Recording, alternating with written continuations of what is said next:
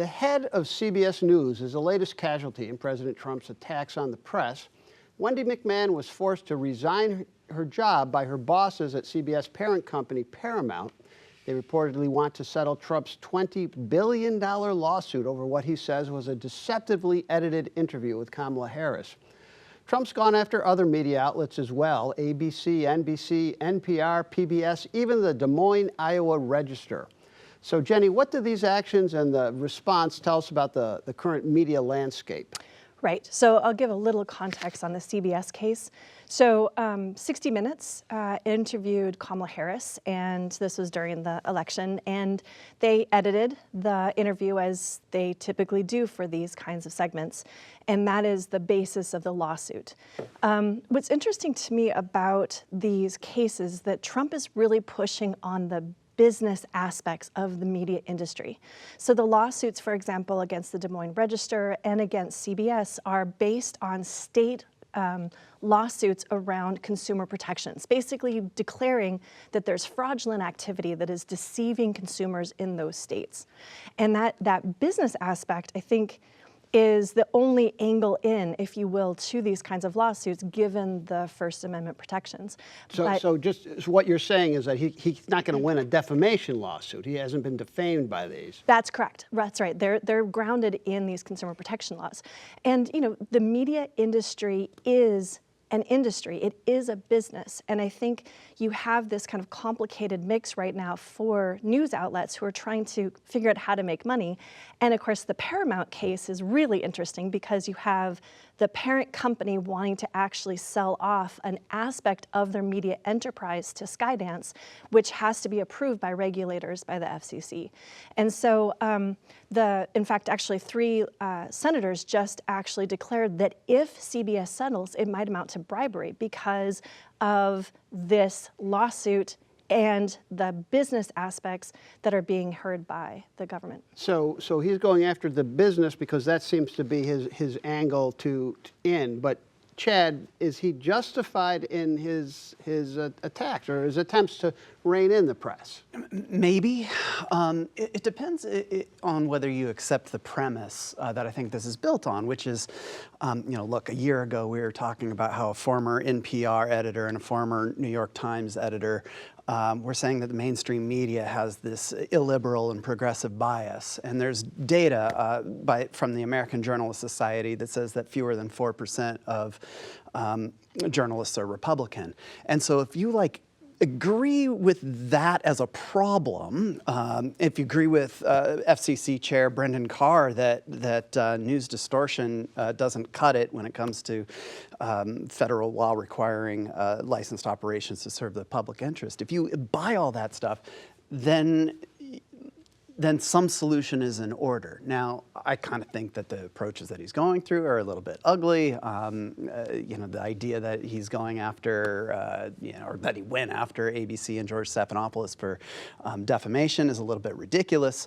But I don't know what the alternative is, and I agree that he's identified a problem. I just, yeah, again. So are you saying that it's distorted? You think the news is distorted? I think that there are a lot of people who feel that the mainstream media has, as I said, illiberal and progressive bias, and that's not me. That's the median voter.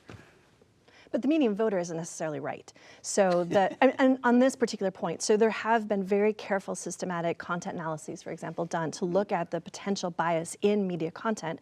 Generally speaking, in straight news, there's not. I think the challenge is that so much of the news content is accompanied by analysis, which then has a select set of journalists' opinions about what's happening in that commentary, and the two get blurred together. Okay, so do people really want reporting, Tara? Because what seems to be popular on cable television anyway are these opinion shows. Well, I think it depends on which people you're talking about. Those of us who are over a certain age, yes, we want straight reporting because we are the ones who grew up with, I'm just going to use it, Walter Cronkite, so to speak. So we're perfectly fine with that sort of reporting. But for generations that follow us, where there has been this merger of actual reporting with content analysis and with sort of what I call entertainment sort of news. If you look at the commentators, these are not simply commentators because they are experts in their field. They are commentators because they also bring a certain edge or a certain sort of political vent to the commentating. And so that's where you run into the problem. If it was just reporting, I don't think we'd be here right now. Okay, Ben? Yeah, no, absolutely. We should be returning to the journalist's creed, the way journalism used to be. It is true that media accountability and higher standards have fallen, and part of that has to do with the way the system's set up. Is this also an indication of how litigation is prevalent in our society? Absolutely, and I think this shows an extreme version of where we're at now. So I think the analysis thing is kind of interesting when you go back to like the George Stephanopoulos case, because I think that one of the problems that he faced is he's supposed to be the moderator of This Week. You know, he's supposed to have a moderate position. He's supposed to be the fact checker, the one who's paying attention to the precise language used in legal speak. And so, you know, when he used incorrect language 10 times, Trump sued. And although again, come on, I mean, the difference between rape versus sexual assault for ordinary people doesn't matter, right? You're correct. But legally it does. That's right. And if it was Donna Brazil at the table using the word rape, fine. But as the moderator, I think he's held to a higher standard. And it would matter if you're the person that's being said to have either sexually assaulted somebody or raped somebody. I think it does matter, the terminology. So there's specifically a slant that has been in mainstream media. So did ABC cave? Well, CBS hasn't caved yet, but Jenny, I mean, are they afraid right now? Well, it's again back to the business side of this. I think for these companies, they recognize that they need to be doing what they can to curry favor with this administration. But it is coming into conflict with, I think, basic premises about what it means to have journalistic integrity and to bring the news to the public as part of the First Amendment.